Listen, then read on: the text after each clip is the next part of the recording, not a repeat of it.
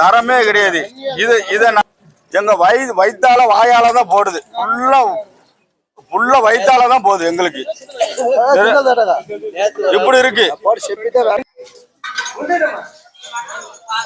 நாங்க சம்பளம் கூட்டி கேட்டா எங்களுக்கு சோத்தை கொடுக்காங்க. நாங்க சோத்துக்கு அடிமைன்ட்டு இவங்க நினைச்சிட்டாங்க. துப்புரவு தொழிலாளி எப்ப ஆக்கணும்னு தெரியல. இங்க பாருங்க, இந்த சாப்பாடு இப்படி இருக்கு.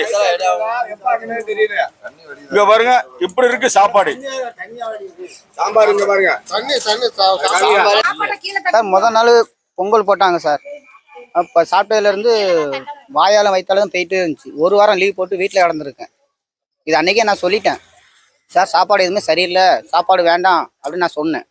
இல்லை, என் கடமைக்கு நாங்கள் கொடுக்க தான் செய்வோம், அது நீங்கள் தூர போட்டாலும் சரி என்ன பண்ணாலும் சரி எங்களுக்கு தேவையில்லை, நாங்கள் அங்கே கணக்கு கொடுக்கணும் அப்படின்ட்டாங்க. ஒன்றுமே பண்ண முடியல. நாங்கள் வாங்கி தூர தான் தட்டுறோம். அது என்னத்தை நாங்கள் வாங்கி நேற்று வரைக்கும் வாங்கி தூர தான் போட்டுட்டு இருக்கோம்.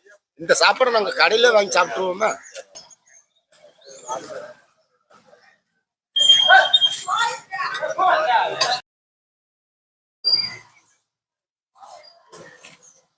மூணு நாளா இந்த சாப்பாடு தான் கொடுக்காங்க. 3 நாளா இதே சாப்பாடு தான். இந்த பொங்கல் இது ஒரு உப்புமா கிடையாது. உப்புமா தண்ணியா இருக்கு. வாடை வருது. இல்ல பச்சடி கிச்சடி அது ஒண்ணு கிடையாது. தண்ணியா தான். சாப்பாடுக்கு 100 ரூபாய் தான். இந்த சாப்பாடு பொழுது எங்களுக்கு முதலமைச்சர் மு.க. ஸ்டாலின் அவர்கள் எங்களுக்கு காலை துப்புரவு பணியாளருக்கு காலை உணவு கொடுத்தாங்க. காலை உணவுல 1 மாசம் ஆச்சு. நாங்க 1 மாசம் காலை உணவா சாப்பிட்டுட்டு இருக்கோம். ஆனா 1 மாசமா சாப்பிட்டு ஃபுல்லா ஆஸ்பத்திரி தான் செலவு பண்ணிட்டு இருக்கோம். இங்க பாருங்க, இங்க சாப்பாடு இங்க பாருங்க இப்படி இருக்கு. இது காலை சாப்பாடு. இப்படி இருக்கு சாப்பாடு. இப்படி இருக்கு. இந்த சாப்பாடை போட்டு எங்களை கொல்ல பார்க்காங்க இந்த மு.க. ஸ்டாலின் அவங்க. நாங்க சாப்பாடுக்கு வரல, எங்களுக்கு சம்பளம் கூட்டி கொடுங்கன்னு வரோம். 540 ரூபா சம்பளம் எங்களுக்கு கொடுக்காங்க.